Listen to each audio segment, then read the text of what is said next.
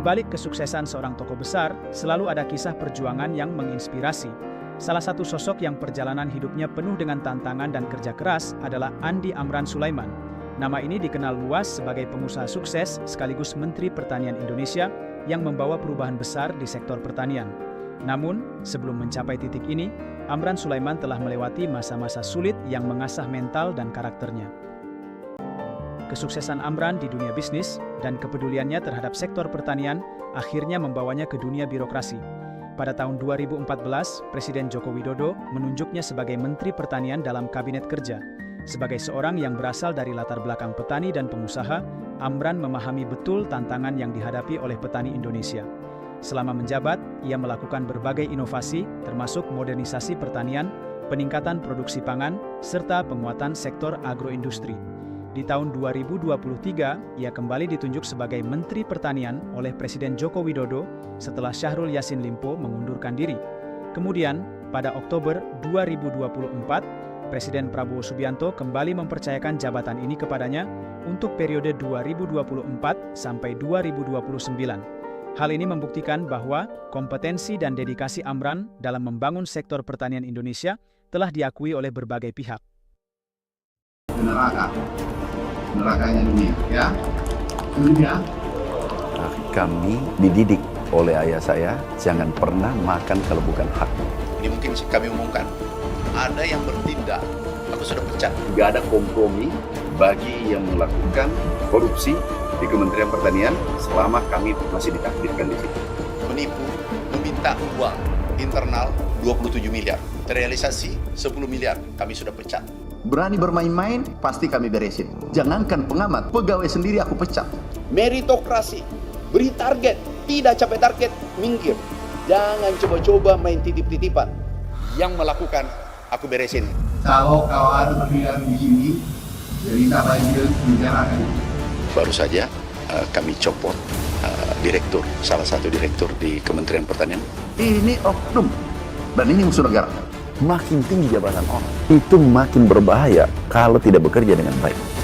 Kami bersama petani mengamankan produksi di saat ketidakpastian pangan dunia. Nggak boleh dibiarkan petani jalan sendiri. Itu perintah Bapak Presiden, jaga petani Indonesia.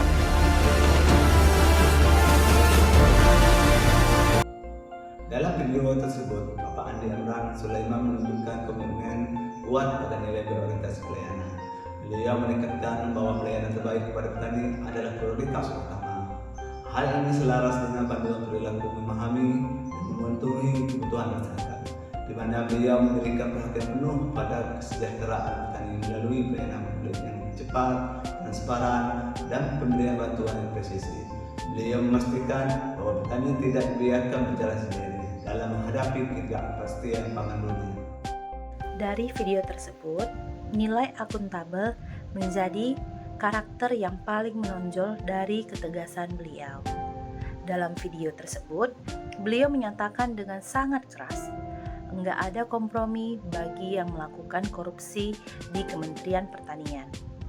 Nah, beliau telah membuktikan tindakannya dengan memecat oknum yang meminta uang internal sebesar 27 miliar rupiah. Ini adalah bentuk nyata dari panduan perilaku melaksanakan tugas dengan jujur, bertanggung jawab, dan berintegritas tinggi, serta tidak menyalahgunakan kewenangannya dalam jabatan. Dari uraian video tersebut, saya menyoroti kombinasi nilai kompeten dan adaptif sebagai sosok berlatar belakang akademis. Beliau terus mendorong inovasi dan modernisasi sektor pertanian. Beliau menerapkan sistem rotasi dengan memberikan target yang jelas. Jika tidak tercapai maka harus mundur. Hal ini sesuai dengan panduan berlaku meningkatkan kompetisi diri dan melaksanakan tugas dengan kualitas terbaik. Selain itu, dorongan beliau terhadap transformasi pertanian berbasis teknologi menunjukkan sikap terus berinovasi dan proaktif menghadapi perubahan zaman. Dari video sebelumnya, nilai-nilai berakhlak yang termasuk dalam karakter Bapak Andi Amran yaitu nilai loyal. Bapak Andi Amran menunjukkan sikap loyalitas yang sangat tinggi terhadap bangsa dan negara.